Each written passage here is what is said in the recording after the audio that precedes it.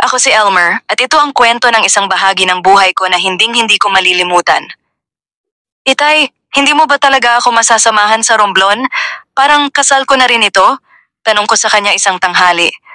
Ang pangit naman kung isa sa inyo ni nanay ay wala sa araw na iyon. Huminga ng malalim si Itay. Elmer anak, alam mo namang may sakit ang nanay mo, hindi niya kaya. Mahaba ang biyahe at mapapagod siya. Imbes na mag-enjoy tayo sa kasal mo, baka bigla tayong magmadali papuntang ospital. Pabantayan na lang natin siya kay Tia Lourdes. Sabi ko, napilit na nagmumungkahi. Umiling si Itay. Ang laki naman ng abala niyan kay Tia Lourdes lalo na't isang linggo kayo sa Romblon. May anak din ang tiyahin mo. Hindi ba nakakahiya sa kanya na iwan lang basta ang lahat? Dalhin ko na lang si Cassandra dito kapag nakabalik kami mula sa Romblon. Sagot ko. Magpapahinga muna kami rito sa bahay bago ko siya dalhin sa bahay na ipinapagawa ko para sa amin. Sigurado akong magugulat siya dahil hindi niya alam na pinapagawa ko iyon. Napangiti si Itay. Ang bilis talaga ng panahon. Parang kailan lang naglalaro ka lang sa labas, ngayon magpapakasal ka na, anak ko. Hindi ko na napigilang mapangiti sa sinabi niya, pero hindi rin ako nagtagal sa usapan dahil ayaw kong mapunta iyon sa iyakan. Sige po Itay, aayusin ko na ang mga dadalhin ko. Tumango siya at lumabas ng kwarto ko. Habang inaayos ko ang mga gamit ko, sinisigurado kong kumpleto ang lahat para sa isang linggo kong pamamalagi sa bahay ni Cassandra. Pumasok ulit si Itay sa kwarto. May dala siyang buntot ng pagi. Napakunot noo ako. Sandali lang, ano yung buntot ng pagi, Tay? Seryoso ang mukha niya. Anak, hindi mo alam ang lugar na pupuntahan mo. Malayo ka roon at mas mabuti ng sigurado. Ang mga paboritong biktima ng mga aswang ay mga dayo tulad mo. Sige na, ilagay mo na ito sa maleta mo. Makapagtawanan ako ni Cassandra kapag nakita nila to, Tay. Sagot ko habang napapailing. Anak, epektibo to laban sa mga aswang. Noong kabataan namin, ito ang sandata na ginagamit namin laban sa kanila. Modernong panahon na ngayon, Tay, wala nang aswang. Alam ko anak, sabi niya. Kahit saan naman may mga aswang, sinasabi mo lang na wala sila dahil mas magaling na silang magtago ngayon. Kahit saan ka pa magpunta, ihahatid pa rin kita rito. Napabuntong hininga ako at niyakap ko siya. Huwag po kayong mag-alala, Tay. Kasama ko ang pamilya ni Cassandra. Ligtas ako ron. Itago niyo na lang ulit ito. Sige na nga, sagot niya, medyo napapangiti na. Pero mangako ka anak na mag-iingat ka at uuwi kang ligtas. Oo naman Tay, magbibigay po ako ng balita. Ngumiti ako at nakita kong kahit papaano ay napanatag si Itay nang lumabas ulit siya sa kwarto. Habang inaayos ko ang mga gamit ko, napailing ako ng may ngiti sa muka. Naalala ang mga kwento ni Itay tungkol sa mga aswang noong kabataan niya. Ang Itay ko noon ay isang kilalang mangangaso ng aswang. Pero simula nang ipinanganak ako, nagdesisyon siyang tumigil at mag-focus sa pamilya. Habang pinipilit kong maging excited sa kasal, hindi ko maiwasang maramdaman ang lungkot dahil hindi makakasama ang mga magulang ko. Naiintindihan ko naman, pero syempre, iba pa rin sana kung nandoon sila. 3:00 na ng madaling araw nang magising ako dahil sa alarm ng cellphone ko. Agad akong bumangon at nag-ayos para sa biyahe. Alam kong magsisimula na ang bagong yugto ng buhay ko, pero dala-dala ko pa rin ang pagmamahal at ala-ala ng pamilya ko. Naka-polo shirt at jeans ako na ipinares ko sa puting rubber shoes. Paglabas ko ng kwarto, dala ang aking maleta, nakita ko si Itay na nakaupo sa sofa sa sala. Anak, pwede pa ba kitang ihatid sa airport? Tanong niya. Huwag na po Tay, sagot ko. Huwag kayong mag-alala, magpa-park lang naman kayo sa pay parking lot. Oo siya, magpaalam ka na lang sa nanay mo, sabi niya. Tulog pa si nanay Tay, sabi ko, pero alam kong kailangan ko siyang makita bago umalis. Okay lang, gusto ko lang siyang makita bago ako umalis. Iniwan ko ang maleta ko malapit sa pinto at nagtungo sa kwarto nila. Maingat kong binuksan ang pinto at sumilip. Nakita kong mahimbing pa rin ang tulog ni nanay. Lumapit ako at hinalikan siya sa noo. Sandaling pinagmasdan ko ang mukha niya bago ako tuluyang lumabas ng kwarto. Pagbalik ko sa sala, hinawakan ako ni Itay sa balikat. Mag-ingat ka sa biyahe anak, sabi niya. Salamat po Tay, huwag kayong mag-alala pagdating ko sa Romblon, magbibigay agad ako ng balita. Binuhat ko ang maleta ko at lumabas ng bahay. Habang inilalagay ko ang maleta sa likod ng sasakyan, saglit akong tumingin sa bahay namin. Nakatayo si Itay sa may pinto, kumakaway habang pinapanood akong paalis. Kumaway din ako bago sumakay ng sasakyan at pinaandar ito. Habang binabaybay ko ang madilim na daan patungong paliparan, hindi ko mapigilang mag-isip tungkol sa nalalapit kong pagkikita kay Cassandra. Alam kong isang malaking hakbang ang pagpunta ko sa Romblon, hindi lang dahil makikilala ko na ng personal ang pamilya niya, kundi dahil sisimulan na rin namin ang bagong kabanata ng aming buhay. Paglapag ng eroplano sa tablas, lalo akong kinabahan. Ilang oras na lang at makikilala ko na ang pamilya ni Cassandra. Paglabas ko ng terminal, sinalubong ako ng liwanag ng umaga at mainit na simoy ng hangin. Agad kong nakita si Cassandra na nakatayo malapit sa exit, nakangiti at kumakaway sa akin. Lumapit ako sa kanya at walang pagdadalawang isip na niyakap siya ng mahigpit. Sa sandaling iyon, tila nawala ang lahat ng pagod ko mula sa biyahe. "Kumusta ang biyahe mo?" tanong niya. "Okay naman," sagot ko. "Nakakapagod pero nawala agad ang pagod ko nung makita kita." "Bolero ka talaga, Elmer," sabi niya na may halong tawa. "Totoo naman," sagot ko, seryoso pero may ngiti. "Oo siya, pasensya na. Hindi ko talaga napilit si nanay at tatay na sumama sa akin." "Ayos lang yun. Naiintindihan ko naman. Ipinaliwanag mo na naman ang dahilan sa akin, hindi ba?" Tumango ako pero hindi ko maiwasang makaramdam ng lungkot. Sumakay kami ng taxi papunta sa bus station sa San Agustin. Habang nasa biyahe, tahimik kong pinagmasdan ang mga tanawin sa labas. Maya-maya, tumingin ako kay Cassandra na nasa tabi ko. "Cassandra, kinakabahan ako," sabi ko. "Bakit ka naman kakabahan?" tanong niya. "Ewan ko," sagot ko. "Natatakot ako na baka hindi magustuhan ng pamilya mo." Bahagya siyang natawa. "Anong hindi nila magugustuhan? Mabait ka, magalang at mahal kita. Kahit ano pa ang sabihin nila, Elmer, tuloy pa rin ang kasal natin. Wala silang magagawa." Hindi na ako nakapagsalita. Sapat na ang sinabi niya para maalis ang lahat ng alinlangan ko. Hinawakan ko ang kamay niya at ngumiti siya sa akin. Pagdating namin sa bus station, sumakay agad kami ng bus patungo sa baryo ni Cassandra. Mahigit 2 oras ang biyahe, pero sa kabila ng kaba, nangingibabaw ang excitement ko na makita ang pamilya niya. Pagbaba namin ng bus, isang driver ang sumundo sa amin. Binuksan ng driver na nakauniporme ang pinto at inilagay ang maleta ko sa likod ng sasakyan. Habang nasa biyahe, napansin kong pabawas ng pabawas ang mga bahay na nadadaanan namin. Unti-unting napalitan ang tanawin ng mga puno at palumpong. Nang malapit na kami sa destinasyon, wala na akong makitang ibang bahay. "Cassandra, wala nang ibang bahay dito?" tanong ko. "Wala na," sagot niya. "Ang buong lugar na ito ay amin talaga." Pagdating namin sa bahay nila, huminto ang sasakyan sa isang malaking bakal na gate. Binuksan ito ng 2 kasambahay at pumasok ang sasakyan, napapaligiran ng mga puno at luntiang halaman ng daan. Sa dulo ng driveway, tumambad sa akin ang bahay ni Cassandra. 3 palapag ito at malamansyon sa laki, malalaking bintana, may terrace sa harap at isang malaking fountain sa gitna. Napatingin ako sa paligid at hindi napigilang mapamangha. "Wow, hindi ko inakala na ganito kayo. Ang laki ng bahay niyo, Cassandra, parang kaharian." "Naku, bolero ka na naman," sabi niya habang pinipigilan ng pagtawa. "Tara na sa loob." Pagpasok namin sa bahay, mas lalo pa akong namangha. Ang marmol na sahig at mga pader ay kumikislap sa liwanag ng chandelier. Napapalamutian ito ng magagandang pintura. Sa kaliwa, nakita ko ang isang mahabang sofa na tila hindi pa nagagamit. Ngunit ang talagang nakakuha ng atensyon ko ay ang malaking painting na nakasabit sa dingding. Nilapitan ko ito para tingnan ng mabuti.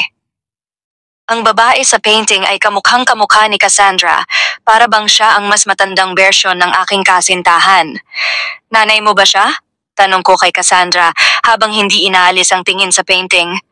"Oo," sagot niya nang may ngiti, "pero patay na siya." "Ang ganda niya," sabi ko nang may paggalang.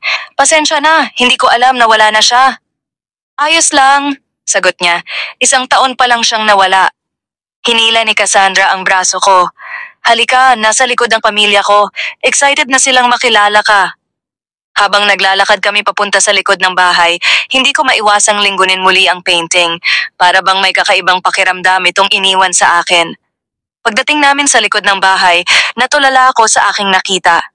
Isang malaking oval-shaped na swimming pool ang bumungad sa akin, nagniningning sa ilalim ng araw. Hinawakan ni Cassandra ang kamay ko at ginabayan ako papunta sa mga tao roon. May isang matangkad na lalaki, isang lalaking nasa katamtamang edad, at dalawang matatandang nakaupo sa wheelchair. Elmer, ito ang papa ko, si Timothy, pakilala ni Cassandra. Iniabot ni Timothy ang kanyang kamay. Ikaw pala si Elmer, sa wakas nagkita rin tayo. Magalang kong kinamayan siya. Magandang umaga po, sir. Ngumiti siya. Tawagin mo na lang akong tito. Pagkatapos ng kasal ng anak ko, pwede mo na rin akong tawaging Paps. Ipinakilala rin ni Cassandra ang dalawang matanda. At ito naman ang lolo ko, si Lolo Albert at si Lola Marie. Magandang umaga po sa inyong lahat, sabi ko ng magalang. Nagulat ako nang walang sagot mula sa mga lolo't lola ni Cassandra, walang ekspresyon ng kanilang mga mukha at nakatingin lamang sa malayo. Bumaling ako kay Cassandra at pabulong na nagtanong, bakit hindi sila sumasagot? Bumaba ang boses niya. Hindi na sila makapagsalita, matanda na sila, pero huwag kang mag-alala, naiintindihan at naririnig pa rin nila tayo. Tumango ako at ngumiti sa mga matanda bilang paggalang. Dad, nasaan si Kuya Arthur? Tanong ni Cassandra sa kanyang ama. Nasa gubat siya, nangangaso.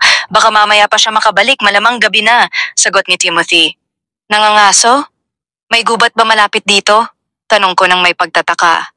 Oo, malapit lang, paliwanag ni Timothy. Mahilig mangaso ang panganay ko, si Arthur. Mamaya, makikilala mo rin siya. Bumaling si Timothy kay Cassandra. Dalhin mo si Elmer sa kwarto niya. Siguraduhin mong makapagpahinga siya. Mahaba ang naging biyahe niya. Okay po, Dad. Hinalikan ni Cassandra ang ama sa pisngi at hinawakan ang kamay ko. Nagpaalam ako kay Tito Timothy at sa mga lolo't lola ni Cassandra bago sumunod kay Cassandra pabalik sa loob ng bahay.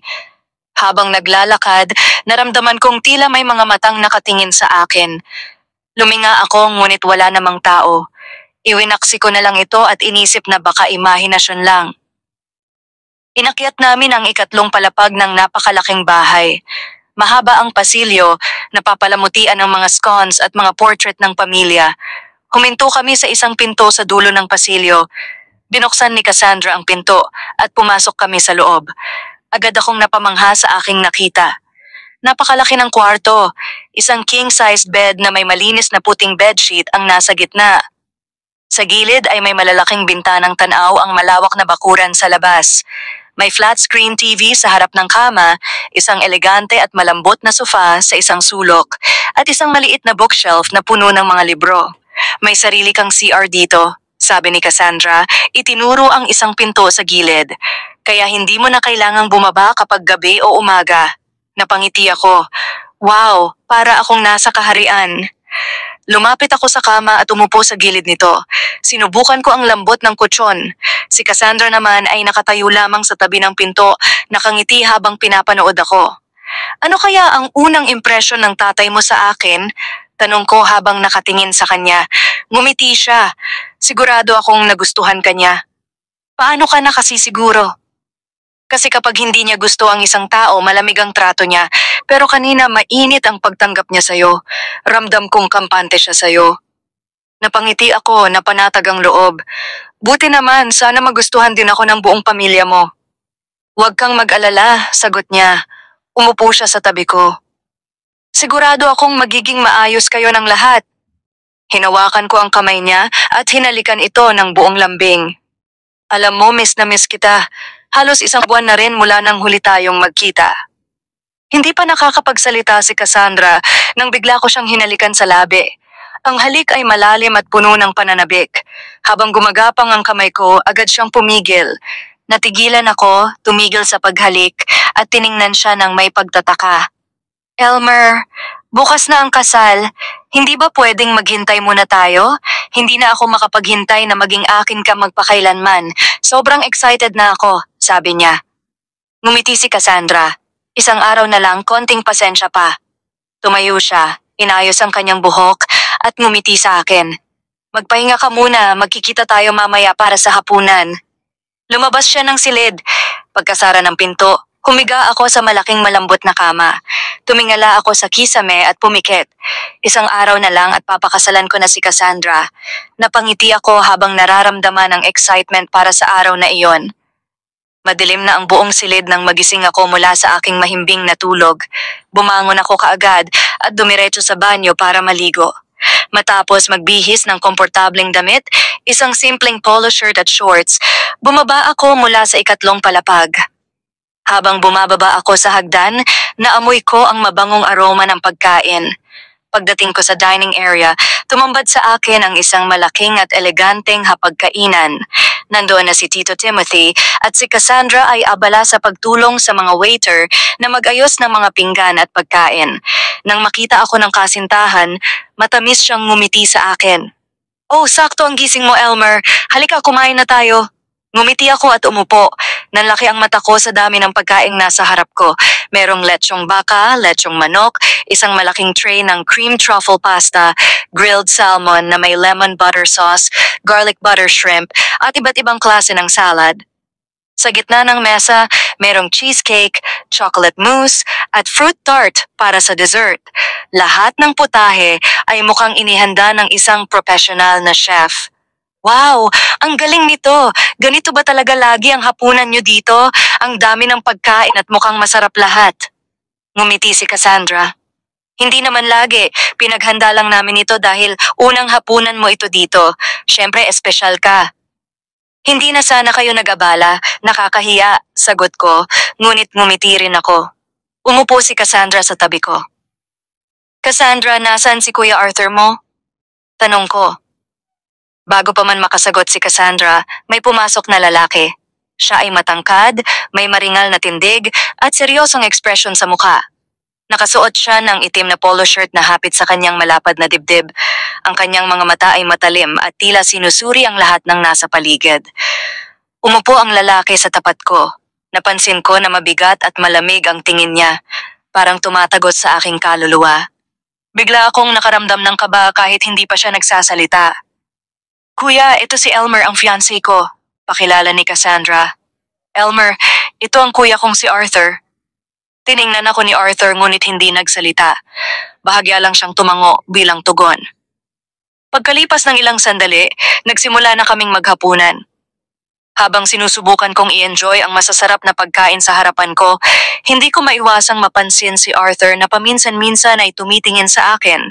Matalim ang mga tingin niya at tila malamig ang pakikitungo sa akin. Sinubukan kong magpaka-natural at sumali sa usapan ni Cassandra at Tito Timothy tungkol sa nalalapit nilang kasal, pero sa tuwing magtitinginan kami ni Arthur, may kakaibang tensyon na parang may hindi pagkakaintindihan.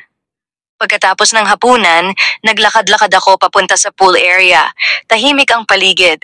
Huminga ako ng malalim at kinuha ang isang kahanang sigarilyo mula sa bulsa ng aking shorts. Kumuha ako ng isang stick, sinindihan ito gamit ang lighter at marahang humithit. Naramdaman ko na kumalma ang aking dibdib habang ini-exhale ko ang usok ng ilang beses. Makalipas ang ilang sandali, naramdaman ko na may papalapit. Paglingon ko, nakita ko si Cassandra na lumalapit sa akin. Agad niyang kinuha ang sigarilyo mula sa kamay ko at itinapon iyon sa semento. "Di ba sinabi ko nang tumigil ka na sa paninigarilyo?" Sabi ni Cassandra. May halong inis. "Cassandra, sinusunod naman kita. Pero dahan-dahan lang. Hindi madaling tumigil ka agad." "Alam ko, pero sinabi mo sa akin na titigil ka na. May problema ba, Elmer? Alam ko kasi na kapag naninigarilyo ka, may iniisip ka o kinakabahan ka." Napahinga ako ng malalim. "Napansin ko lang kanina, parang hindi ako gusto ng kuya mo." Sandaling natahimik si Cassandra saka siya bahagyang ngumiti. Ganyan talaga siya. Tahimik lang talaga si Kuya Arthur at hindi sanay makisalamuha sa ibang tao. Hindi naman siya naiiba ang tingin sa'yo kumpara sa iba. Talagang ganyan lang ang ugali niya. Parang galit siya sa akin kahit ngayon pa lang kami nagkakilala. "Huwag mo nang isipin yan, at kahit hindi ka niya magustuhan, wala akong pakialam. Tuloy pa rin ang kasal natin kahit hindi ka tanggapin ng buong pamilya ko." Ngumiti ako at umiling. Hinila ko siya at mabilis na hinalikan sa labi. Ang swerte ko talaga sa'yo, Cassandra, kaya mahal na mahal kita. Mahal din kita, Elmer. Sige, balik na tayo sa loob. Mauna ka na, susunod na ako. Magpapahangin lang ako sandali. Ngumiti siya at bumalik sa loob ng bahay. Naiwan akong nakatayo roon, iniisip ang sinabi ni Cassandra. Nabawasan ang mga gumugulo sa aking isipan. Sinabi ko sa sarili ko, hanggat tanggap ako ni Cassandra, wala akong dapat ipag-alala kung gusto man ako o hindi ng iba pang miyembro ng pamilya niya. Alas 3 na ng madaling araw, ngunit hindi pa rin dinadalaw ng antok ang aking mga mata. Kahit anong posisyon ang gawin ko sa kama, hindi ako makatulog. Hindi ko alam kung dahil ba sa matagal akong nakatulog kanina o dahil bago pa lang sa akin ang lugar. Huminga ako ng malalim at tumayo. Naramdaman kong nauuhaw ako, kaya naisip kong bumaba sa kusina para uminom ng tubig. Tahimik kong binuksan ang pinto ng aking kwarto at bumaba. Nang nasa ikalawang palapag na ako, bigla akong napatigil nang marinig mula sa sala sa ibaba ang mga pamilyar na boses ni Cassandra, Arthur at Timothy. Nag-uusap sila, ngunit galit na galit ang tono ni Arthur. Ayoko nang maghintay ng ilang araw pa. Gawin na natin ito ngayon. Arthur, hindi pwede. Hindi tayo pwedeng magkamali. Kailangan nating maging pasensyoso. Kung magmadali tayo, baka tayo pa ang mapahamak. Tama ang tatay mo. Kung maghihintay tayo sa tamang panahon, mas masisiyahan tayo. Mas magiging kasiya siya ito, kuya. Napasimangot ako. Nagtaka ako kung ano ang pinag-uusapan nila. Kahit hindi ko lubos na nauunawaan ang kanilang sinasabi, naramdaman ko na kinakabahan ako. Biglang yumuko ako nang makita kong tumingin si Arthur sa direksyon ko. Parang naramdaman nito ang presensya ko. Lalo akong kinabahan, kaya dahan-dahan akong umatras at bumalik sa hagdan papunta sa ikatlong palapag ng bahay. Pagbalik ko sa kwarto ko, agad kong isinara ang pinto at sumandal dito. Alam kong wala naman akong ginawang masama, pero hindi ko maipaliwanag kung bakit ako natatakot na malaman ni Cassandra na narinig ko ang usapan nila. Humiga ako sa kama, pero hindi pa rin ako mapakali.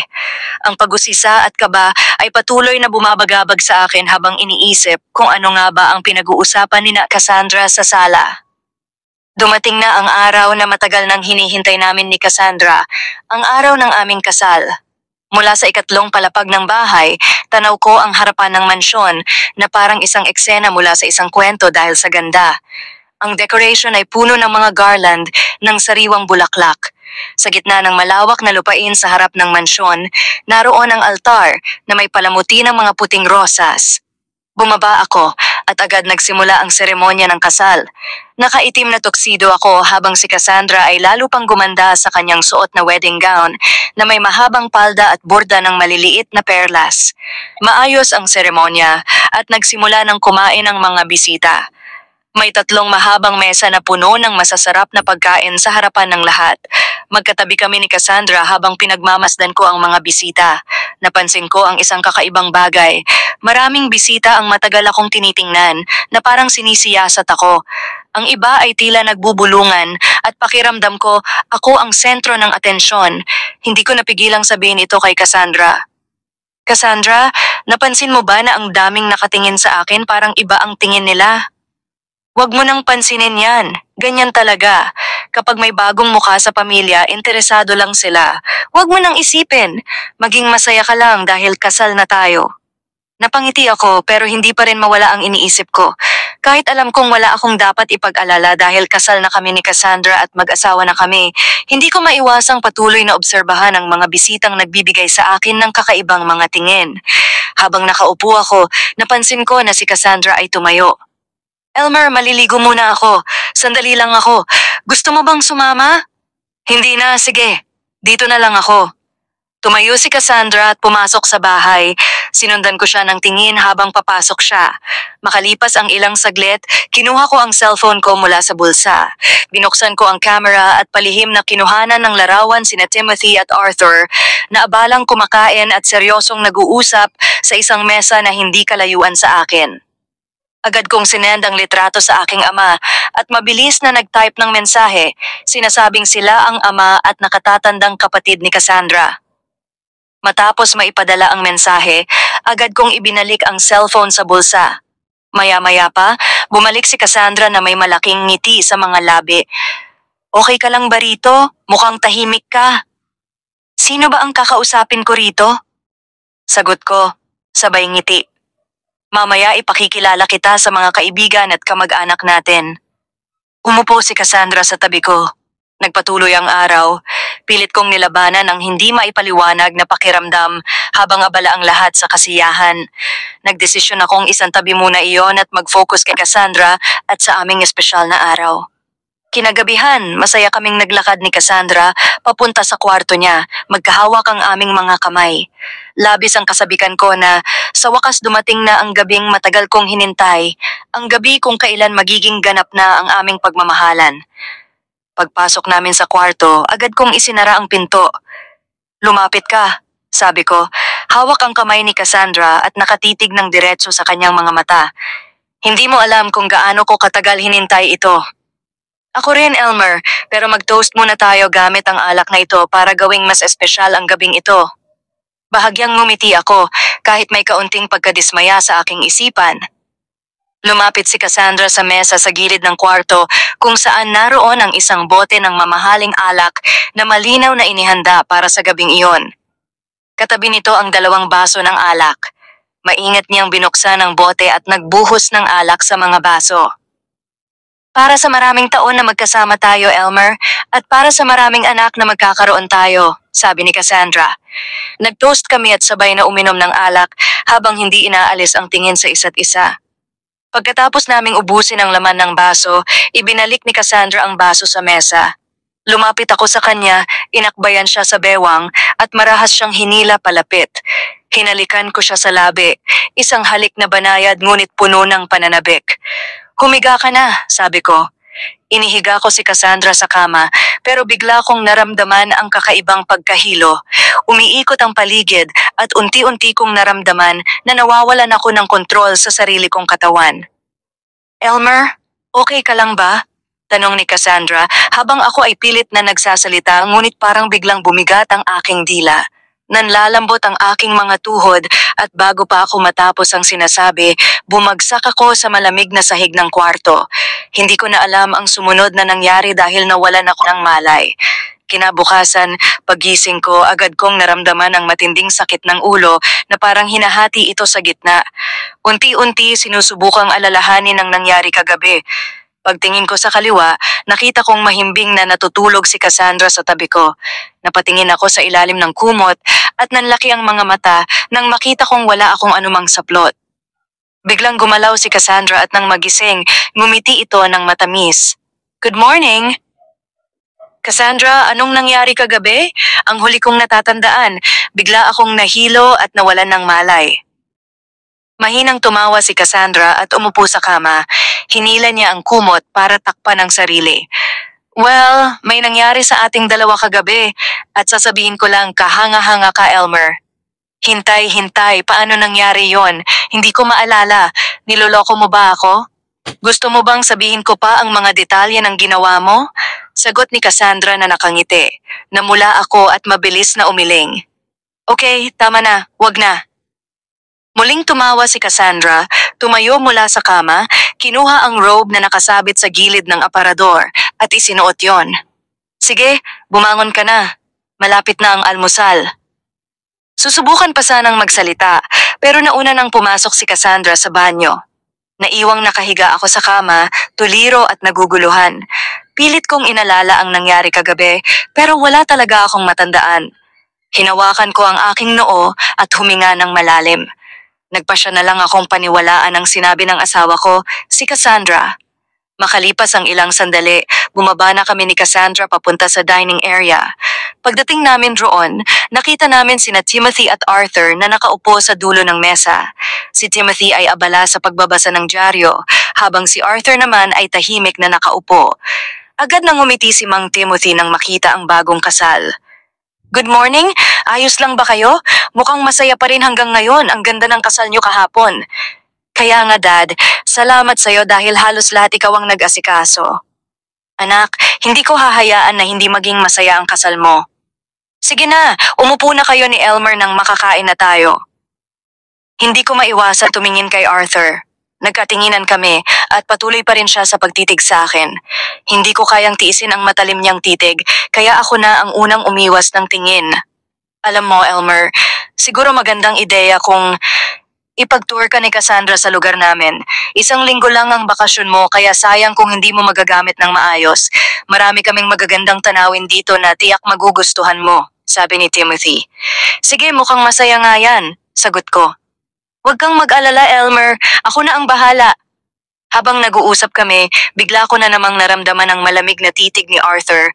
Parang binabasa ako mula ulo hanggang paa. Iniiwasan ko na lang siyang titigan pagkatapos ng almusal. Hindi ko alam kung bakit pero hindi ko pa rin siya mabigyan ng pagkakataon na magustuhan ako. Kinuha ni Cassandra ang isa sa mga motor na nakaparada sa gilid ng bahay at kumuha ng helmet para sa akin. Cassandra, hindi ko alam magmotor. Ang kaya ko lang ay mag-drive ng kotse. Alam ko ako na ang magda-drive, sanay na ako sa mga kalsadang dito. Sigurado ka? Oo, syempre. Hindi mo ba ako pagtitiwalaan? Ang hirap naman kahit kasal na tayo, marami pa akong hindi alam. Marami ka pang matutunan dito sa bahay namin. Tiyak magugustuhan mo. Sumakay na si Cassandra sa motor at sumunod na ako sa likod. Hinawakan ko ang bewang ni Cassandra habang umandar ang motor. Naramdaman ko ang malamig na hangin na dumapo sa aking muka habang binabaybay namin ang magaspang at madulas na kalsada. Pagkalipas ng kalahating oras, tumigil si Cassandra at nagsimula kaming maglakad patungo sa aming destinasyon. Hindi ko na siya tinanong, basta sumunod na lang ako sa kanya. 5 minutong paglalakad lang, narating namin ang isang matarik na daan na puno ng mga bato. Dahan-dahan kaming umakyat at pagdating namin sa itaas, sinalubong kami ng isang napakagandang talon. Ang tubig ay kasing linaw na kristal, kumikislap sa ilalim ng araw, at nakapaligid ang makakapal na halaman at matatangkad na puno. Wow, ang ganda! Sabi ko habang nakatingin sa tanawin. Ngumiti si Cassandra, halatang tuwang-tuwa sa reaksyon ko. Sabi ko na magugustuhan mo ito, wala kasing ganito sa Manila. Agad kong kinuha ang cellphone ko at kumuha ng larawan ng talon mula sa iba't ibang anggulo bago lumapit kay Cassandra at tumayo sa tabi niya. Nag-selfie kami at ang likuran namin ay ang napakagandang tanawin. Magpo-post na sana ako ng larawan sa social media ko, ngunit napansin kong wala akong signal. Oh my gulay, bakit walang signal dito? Talaga, wala ngang signal dito. Pag swerte ka, makakakuha ka ng isang bar. Oh my gulay, sige na lang. At least may ala-ala tayo sa lugar na to at ipopost ko na lang yan pag may signal. Inalis namin ang aming mga sapatos at naglublob sa malamig at malinis na tubig na may halong kaligayahan. Tawa kami ng tawa, parang mga batang naglalaro. Pagkalipas ng ilang minuto, naupo kami sa gilid ng talon para magpahinga. So anong mga plano mo? Saan mo gusto tayong tumira? Tanong ni Cassandra. Siguro sa Manila muna, pero kung gusto mo, pwede tayo maghanap ng bahay na tahimik at malapit sa probinsya. Sagot ko. Gusto ko ng tahimik na lugar, pero ayoko naman masyadong malayo sa lahat. Ilang anak ang gusto mo? Siguro 2 anak, 2 o 3 lang para hindi naman masyadong tahimik sa bahay, pero kung pwede, mas marami. Ayos lang, ako nga. Gusto ko marami talagang anak. Habang nag-uusap kami, aksidenteng natisod ni Cassandra ang cellphone ko na nakapatong sa tabi namin at nahulog ito sa tubig. Agad akong tumalon at nilusong ang tubig upang kunin ang cellphone. Pagkabangon ko, inis na inis ako dahil basang-basa na ang cellphone at hindi na gumagana. Elmer, sorry, hindi ko sinasadya. Okay lang, pagbalik ko sa Manila, bibili na lang ako ng bago. Pasensya na, ang clumsy ko. Huwag mong isipin yan, mas mahalaga ang mga moment natin. Ang cellphone mapapalitan pa, pero ang oras na magkasama tayo, yun ang hindi pwedeng palitan. Pagkatapos nito, nagpatuloy kami sa paglublob sa malamig na tubig. Sa mga sandaling iyon, nakalimutan ko na ang tila masamang ugali ni Arthur sa akin. Sa mga sumunod na araw, isinama ni Cassandra ako sa iba't ibang magagandang lugar sa kanilang paligid. Ang bawat araw ko ay puno ng bagong karanasan. Mula sa pag-akyat ng bundok na may tanawing parabang likha sa isang larawan, hanggang sa pagpunta sa isang beach na talagang maganda at walang tao. Kahit hindi pa naayos ang cellphone ko, hindi na ako nag-alala. Lahat ng oras ay sapat na para sa akin basta't kasama ko si Cassandra. Ngunit habang papalapit ang huling araw ng aking paglagi, naramdaman ko ang bigat ng lungkot na pilit kong iniiwasan. Sinubukan kong huwag isipin ang nalalapit kong pag-uwi sa Manila, pero hindi ko na talaga kayang iwasan. Isang gabi, habang kumakain kami ni Cassandra sa isang kilalang restaurant sa bayan, napako ako sa aking iniisip. Napagtanto ko na malapit na akong umuwi ng Maynila. Napansin ni Cassandra ang biglaang katahimikan ko, kaya hindi niya maiwasang magtaka. "Bakit parang mabigat ang iniisip mo?" tanong niya. "Napansin ko lang kung gaano kabilis lumipas ang araw, babalik na ako sa Manila," sagot ko. "Huwag kang mag-alala, susunod ako agad. Maghihiwalay tayo ng matagal," sabi niya na may ngiti sa labi. "Alam ko yon, pero sanay na akong magkasama tayo araw-araw." Hinawakan ni Cassandra ang kamay ko sa mesa at kahit medyo malungkot ako, naramdaman ko ang init ng suporta at pagmamahal niya. Kaya't mag-enjoy tayo sa natitirang mga araw natin na magkasama, gawing espesyal ang bawat moment. Smile. Nakapagbigay sa akin ng kaunting ginhawa ang mga salita niya. Tumango ako at nagpatuloy sa pagkain kahit na may bigat pa rin sa dibdib ko. Tama siya, kailangan naming sulitin ang bawat oras na magkasama kami. Ang huling gabi ko sa bahay nila Cassandra ay naging espesyal dahil puno ng masasarap na pagkain ang mesa. Pero sa kabila ng lahat ng iyon, tahimik kaming lahat habang kumakain. Nagulat ako dahil sanay akong marinig ang masiglang usapan ni Cassandra at Timothy habang kumakain.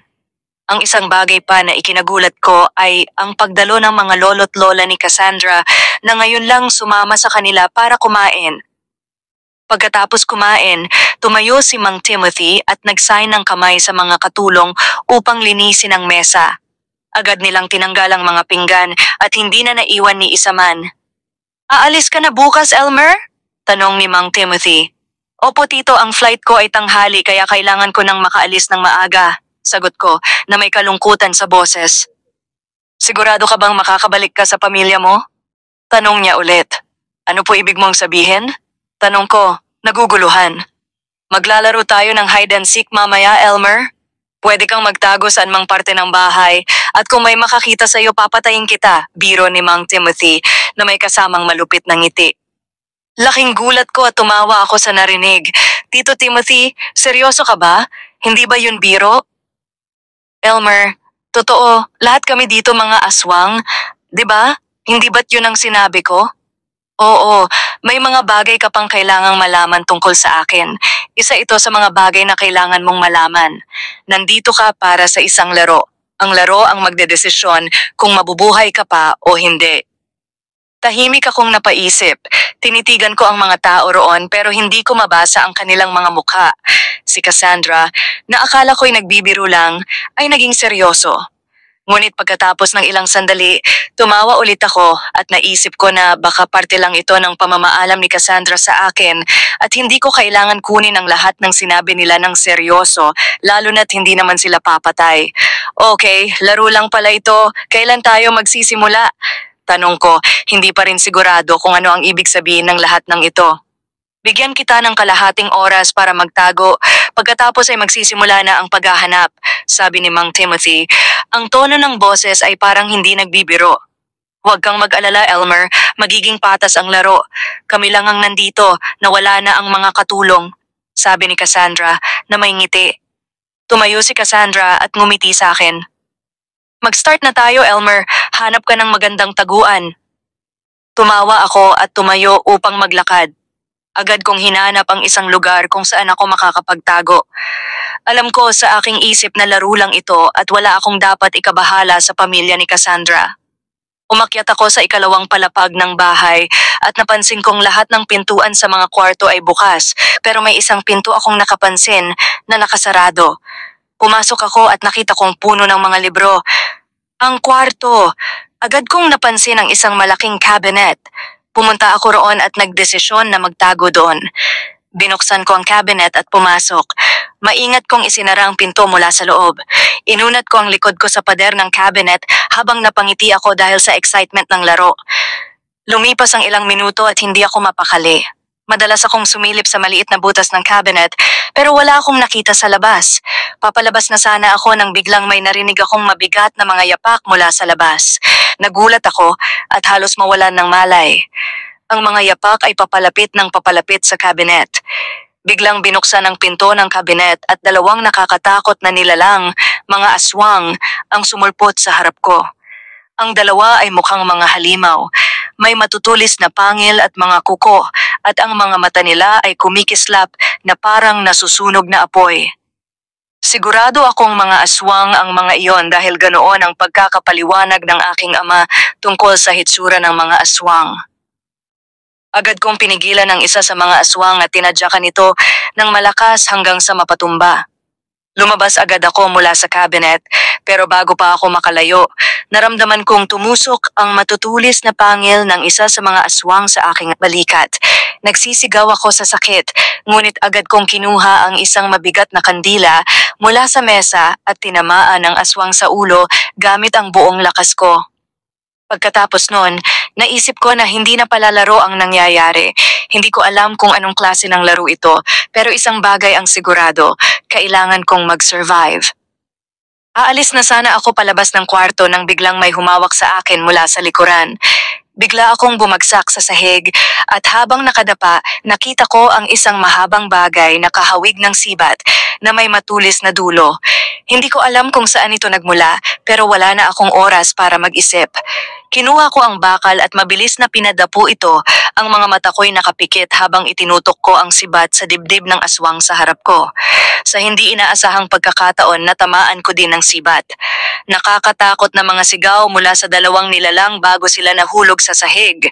Lumingon ako, naguguluhan at litong-lito at nakita ko ang mga aswang na unti-unting nagbago ng anyo. Ang dalawang aswang ay naging tao muli. Nang makita ko ang mga mukha nila, namutla ako. Ang dalawang aswang pala ay ang lolo at lola ni Cassandra. Parang nawalan ako ng lakas at napaupo ako sa sahig, ang buong katawan ko'y nanginginig.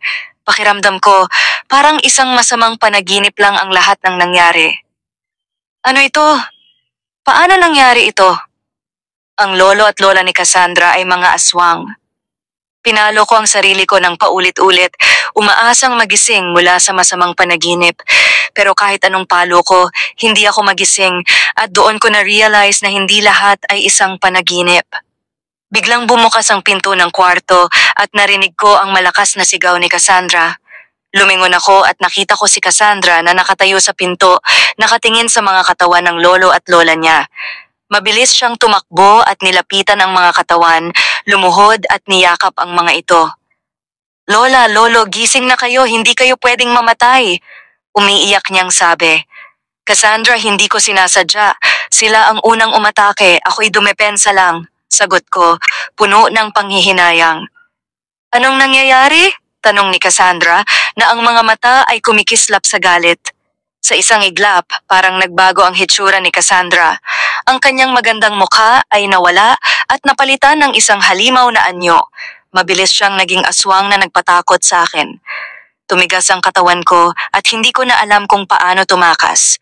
Dad, kuya, si Elmer nandito na, bilisan nyo! Narinig ko ang mga yapak sa hallway. Agad akong tumakbo palabas ng kwarto, ang dibdib ko ay puno ng takot at ang tanging nasa isip ko ay makatagong muli. Mabilis akong umakyat sa hagdang-hagdang palapag. Paglingon ko, nakita kong umaakyat na rin si Arthur, mukha siyang halimaw. Naramdaman kong wala ng oras, kaya mabilis kong binuksan ang pinto ng kwarto ko at nilock ito, sumandal dito, at nahulog ang mga braso ko sa sahig. Habang hinihingal ako, pinilit kong labanan ang nerbiyos at takot. Malinaw sa akin na hindi na ito isang laro. Lahat ng sinabi ng tatay ni Cassandra ay totoo. Ang kanyang pamilya ay mga aswang, at kung makita nila ako, tiyak akong mamamatay. Lumayo ako sa pinto at naglakad-lakad sa kwarto, pilit na pinapakalma ang sarili ko upang makapag-isip ng malinaw. Isang bagay lang ang naging malinaw sa akin. Pinlano ni Cassandra ang lahat. Pinlano niyang dalhin ako sa bahay ng kanyang pamilya para maging biktima at patayin ako, at kung malasin gawing pagkain. Malalim akong huminga. Alam kong sa kalagayan ko wala na akong aasahan kundi ang sarili ko. Kailangan kong mag-isip ng paraan para makaligtas bago nila ako mahuli. Tumigil ako at ang tingin ko ay napadpad sa malaking bintana. Pumunta ako roon at sinubukang buksan ito, ngunit kahit anong lakas ang gamitin, hindi ko ito mabuksan. Kinuha ko ang isang upuan at pumalik sa bintana, huminga ng malalim at tinangkang basagin ang bintana gamit ang upuan, pero hindi ito nabasag. Tinadyakan ko ang bintana na paulit-ulit, pero kahit hindi ito nagkakaroon ng gasgas, hindi pa rin ito nabasag. Hanggang sa maputol ang isang paa ng upuan na natili pa ring buo ang salamin. Pakiramdam ko ay parang isang ibon na nakulong sa isang hawla, ngunit naisip ko na kung nais kong mabuhay at makabalik sa aking mga magulang, hindi ako pwedeng mawalan ng pag-asa. Kailangan ko ng isang bagay na magagamit ko upang ipagtanggol ang sarili ko, bulong ko sa sarili ko. Pinanood ko ang bawat sulok ng kwarto, ngunit wala akong mahanap na anumang bagay na makakatulong sa akin. Nagmadali ako at naisip ko ang sibat na ginamit ko kanina sa library. Bakit ko iniwan iyon? Ang tanga ko, bulong ko sa sarili. Hanggang sa makita ko ang maleta ko na nakapatong sa kama. Binuksan ko ito at tinanggal ang mga damit sa loob. Nang makita ko ang cellphone ko, agad ko itong sinubukang buksan, pero hindi ito nagbukas. Inis na inis ako kaya't itinapon ko ang cellphone sa sahig. Habang tinitingnan ko ang maleta ko, may napansin akong kakaiba sa ilalim ng mga nakatagilid na damit. Isang bagay na hindi pwedeng hindi mapansin. Nilapitan ko ito at hindi makapaniwala sa nakita ko. Buntot ng pagi na gustong ibigay ng aking ama. Naramdaman ko ang matinding kabang tumakip sa akin. Napakunot ang mukha ko habang iniisip kung paano ito napunta roon. Siguro noong gabi bago ako umalis, iniwan lang ito ng aking ama. Dama ko sa aking isipan ang boses ng aking ama, isang mahinang boses na palaging handang magbigay ng babala. Pinagdiinan ko ang hawak ko sa buntot. Alam kong epektibo pang laban sa mga aswang ayon sa aking ama na isang dating manlalaro. May pag-asa akong muling mabuhay at may determinasyong makaligtas. Ngunit bigla, yumanig ang buong kwarto at narinig ko ang malakas na kalabog sa pinto. Tinitigan ko ito, narinig ko mula sa labas ang malalim at malamig na boses ni Arthur. Hindi ka makakaligtas, Elmer. Tanggapin mo na lang na mamamatay ka ngayong gabi. Hindi ako susuko. Hindi ko basta tatanggapin na mamatay ako.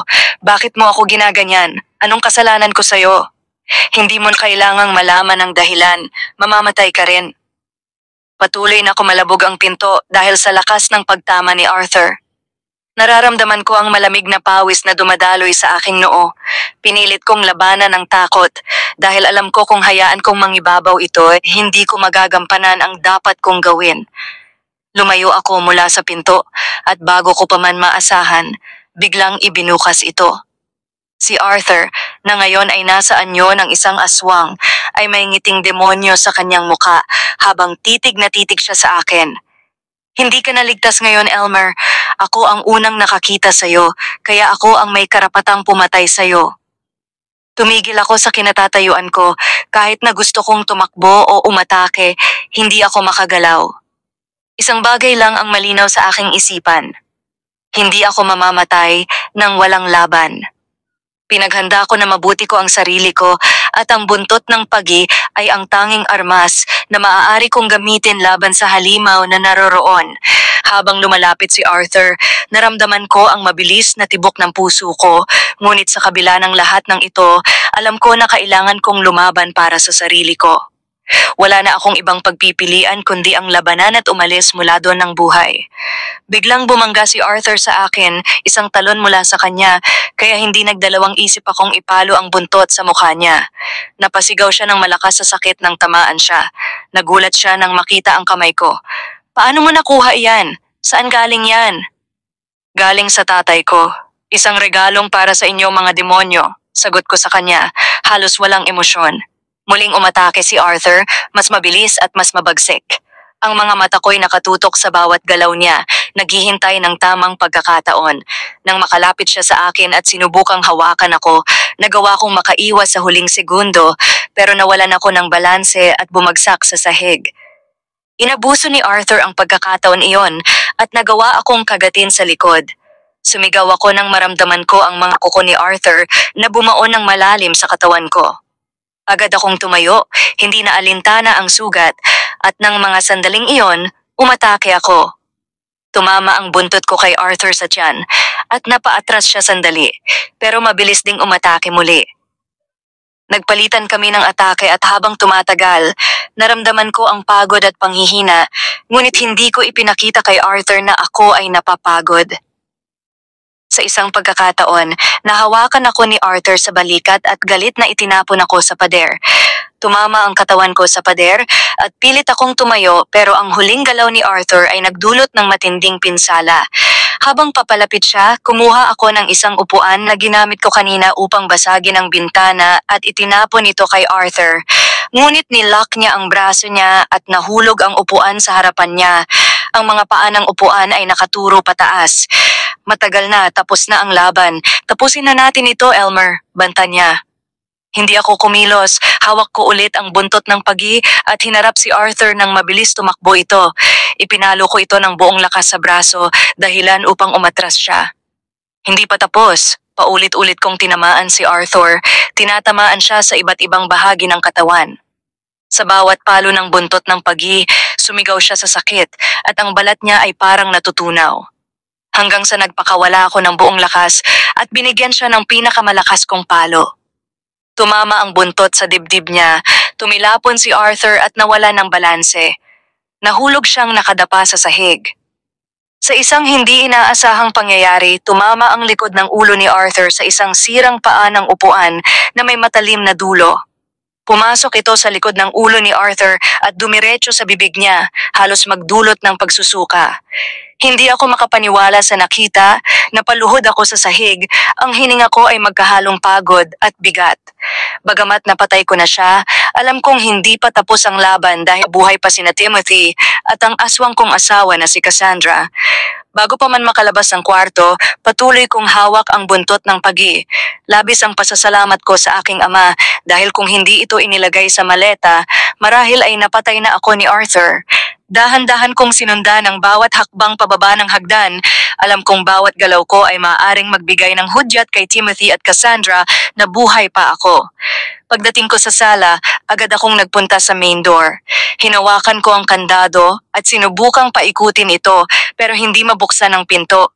Sinubukan ko ring buksan ang mga bintana, ngunit katulad ng pinto, wala rin akong nagawang pagbukas sa mga ito.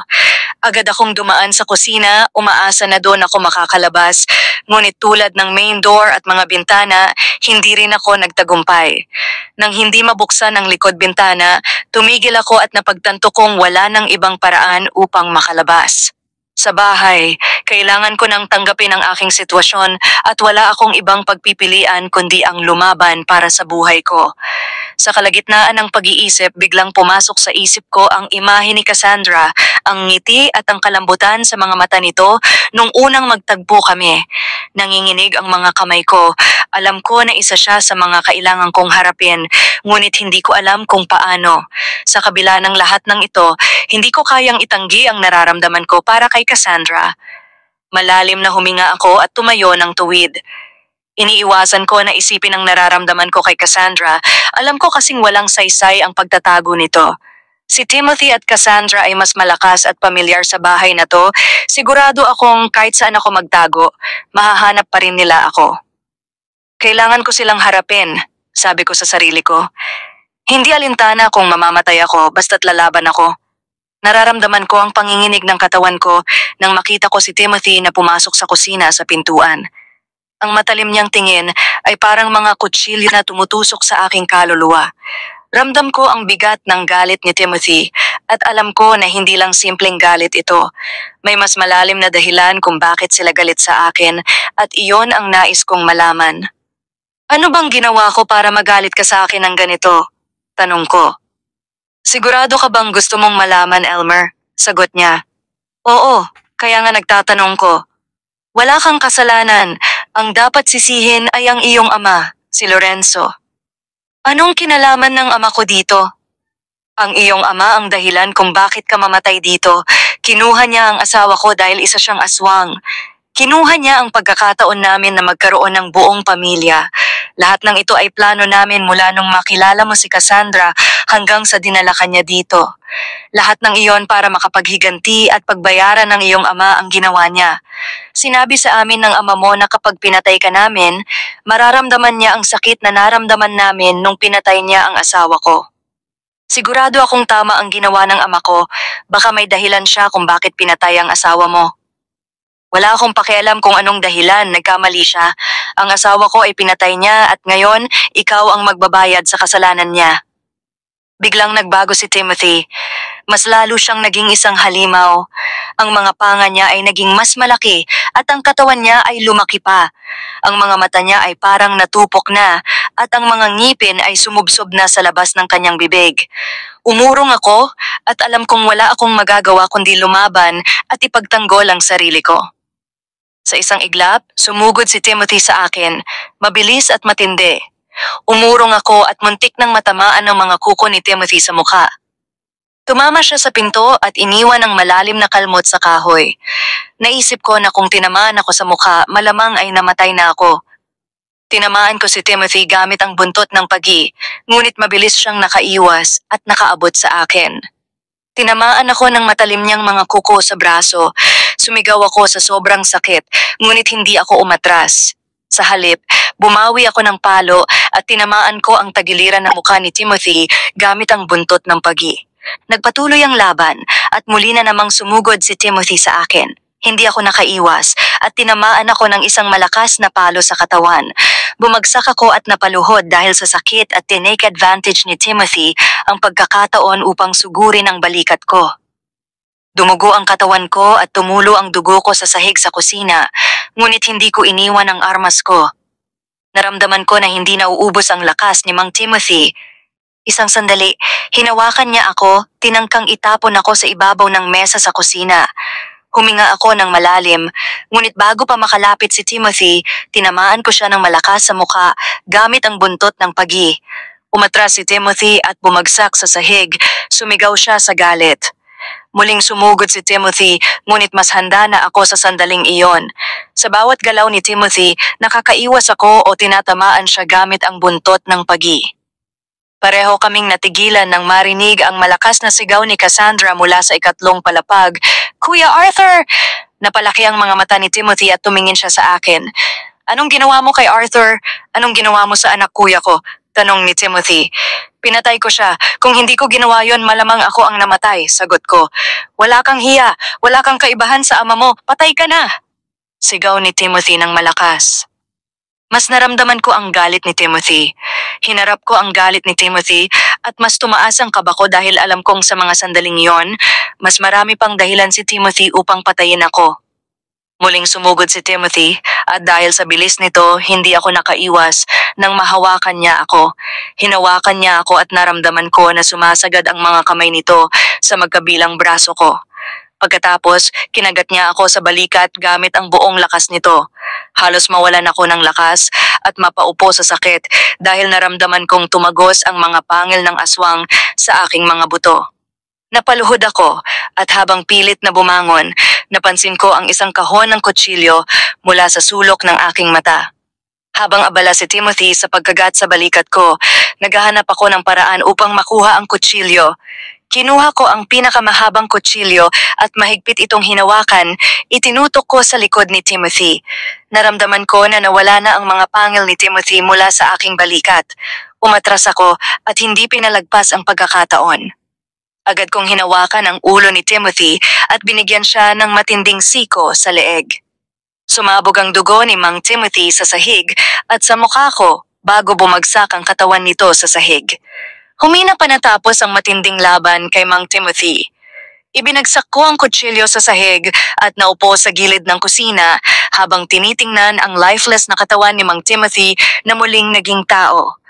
Sa sandaling iyon, alam kong malapit na ang pagtatapos ng laban at si Cassandra na lang ang natitira. Pero may pag-aalinlangan pa ako kung kaya ko bang patayin siya tulad ng ginawa ko sa kapatid at ama nito. Maya-maya narinig ko ang mga yapak mula sa itaas ng hagdan. Alam ko na si Cassandra iyon at dahil hindi ako sigurado kung kaya kong harapin siya, nagdesisyon akong magtago muna. Napansin ko ang isang pinto sa gilid ng kusina. Nakita ko na iyon, pero wala akong ideya kung anong meron doon. Nang lumapit ako sa pinto at binuksan ito, isang makitid na hagdan ang bumukas pababa. May sapat na liwanag lang para makita kung ano ang nasa harapan ko. Alam ko na kung hindi ako kikilos agad, tiyak na mahuhuli ako ni Cassandra, kaya kahit hindi sigurado kung anong nasa ibaba, pumasok ako at agad na isinarado ang pinto. Sinimulan kong bumaba sa matigas na kahoy na hagdan. Pagdating ko sa ilalim, isang mahabang pasilyo ang bumukas sa harapan ko, napapalibutan ng mga pader na gawa sa luma at mabigat na bato. Ang pasilyo ay tila walang katapusan, ngunit kailangan kong magpatuloy. Naglakad ako pababa ng pasilyo hanggang sa huminto ako nang marinig ang malakas na sigaw ni Cassandra mula sa kusina. "Papa! Elmer, magtago ka ng mabuti kasi papatayin kita!"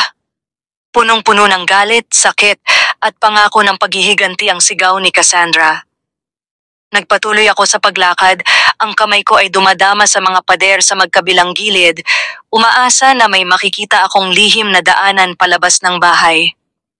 Habang naglalakad ako pababa ng mahabang pasilyo, naramdaman ko ang lamig ng hangin na parang may kakaibang presensya sa paligid. Sa dulo ng pasilyo, nakita ko ang isang pinto na gawa sa bakal. Malaki at mukhang matibay, parang ginawa ito para maging hadlang sa sino mang nagnanais pumasok sa silid sa likod ng pinto. Walang ibang daraanan kaya nilapitan ko ang pinto, itinulak ito ng buong lakas, at dahan-dahang bumukas ang pinto. Agad akong sinalubong ng matapang na amoy, parang nabubulok na karne.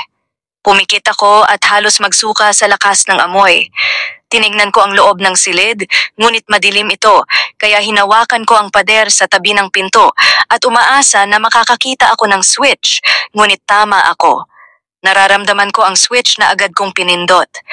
Ang ilaw ay pumuno sa silid at naharap ako sa isang tanawin na talagang nagpabaliktad ng aking tiyan.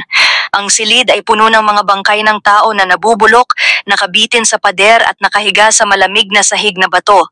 Ang ilan sa mga katawan ay mga kalansay na, habang ang iba ay nandoon pa, nakahiga.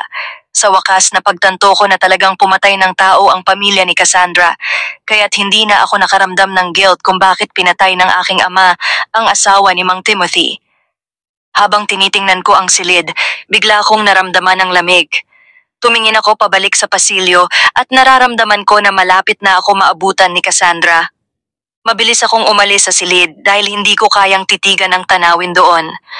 Pumunta ako sa pasilyo at nagpasya na umalis na, ngunit nagulat ako nang makita si Cassandra na ngayon nasa anyo ng isang aswang na naglalakad papunta sa akin. Tumigil siya mga ilang metro lang ang layo mula sa akin. "Cassandra, maawa ka sa akin. Ayokong makipaglaban sa'yo, hindi ko kayang patayin ka. Mahal kita, Cassandra. Isipin mo lahat ng pinagdaanan natin. Alam ko mahal mo ako." Sabi ko, ngunit sumagot siya ng malamig. "Hindi kita mahal at hindi kita minahal. Lahat ng alaala at salitang sinabi ko, lahat ng iyon ay peke.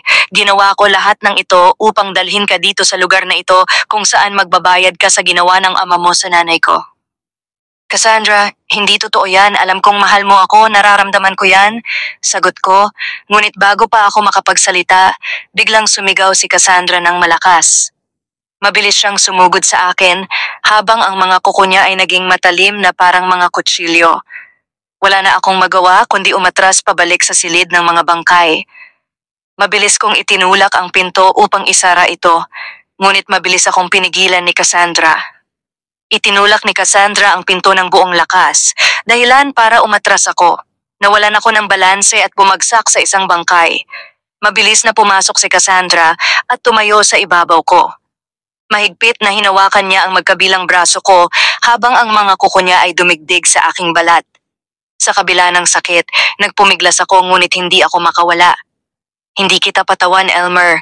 Pinatay mo ang ama ko, pinatay mo ang kapatid kong si Arthur, isusunod kita sa kanila." Bago pa ako makasagot, biglang hinawakan ni Cassandra ang leeg ko gamit ang matutulis nitong mga kamay. Sumigaw ako sa sakit, ngunit sa kabila ng lahat, ginamit ko ang lahat ng lakas ko upang makawala at nagtagumpay ako. Itinulak ko siya palayo gamit ang mga tuhod at mabilis na gumapang palayo habang ang dugo ni Cassandra ay patuloy na umaagos mula sa sugat sa kanyang leeg. Tumayo ako ng mahina. Cassandra, Cassandra, please, ayokong mangyari ito. Alam kong may kabutihan ka pa. Hindi ka ganyan, Cassandra. Hindi ka ganyan. Alam kong hindi ikaw ito. Ngunit bago pa ako makapagsalita, muling sumigaw ng malakas si Cassandra.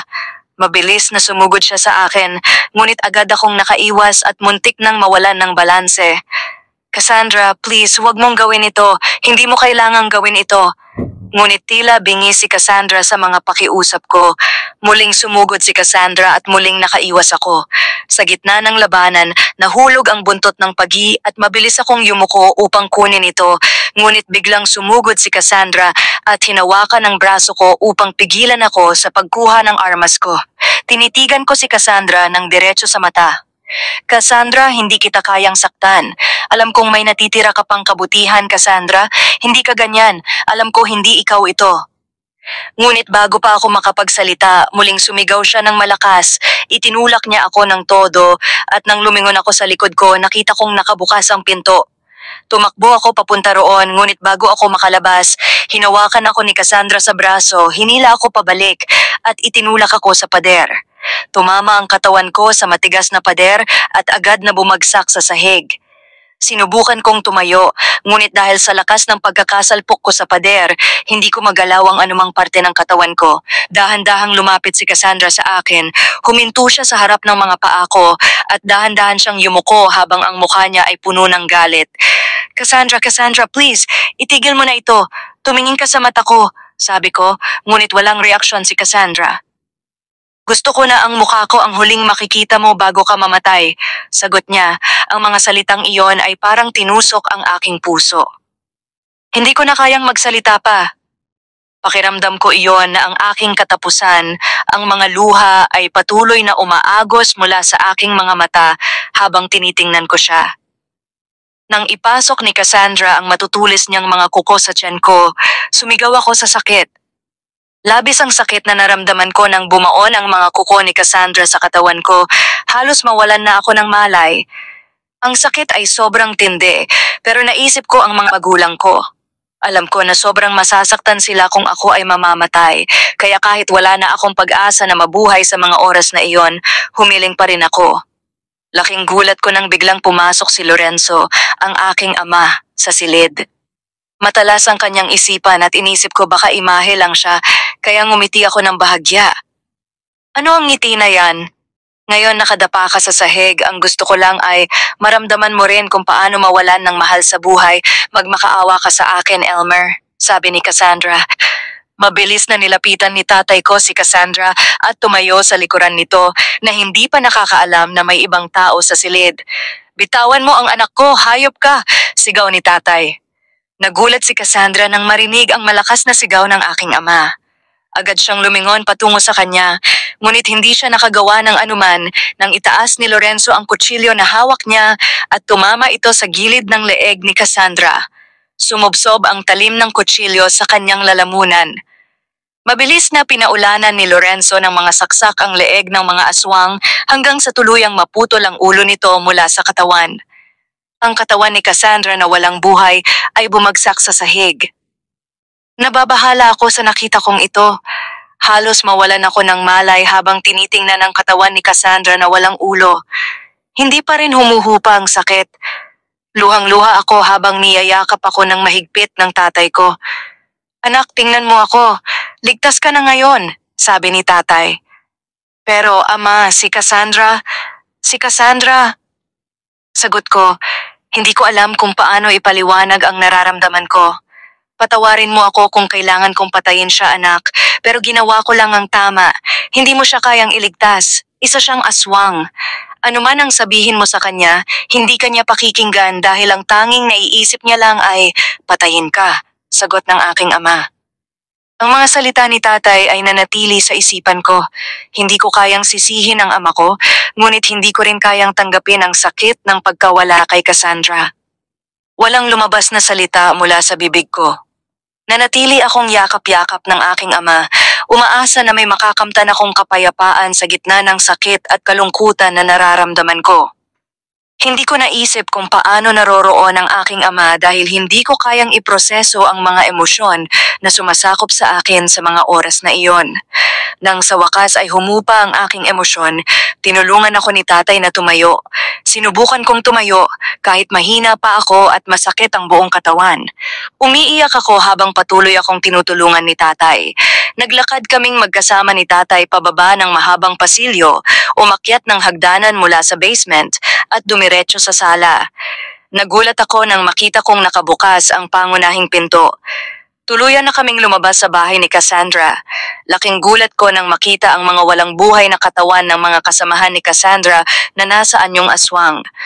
Saglit kaming naupo sa mga hagdang-hagdang harap ng bahay habang ang araw ay dahan-dahang sumisilip mula sa silangan. "Ikaw ba ang pumatay sa kanila?" Tanong ko sa aking ama.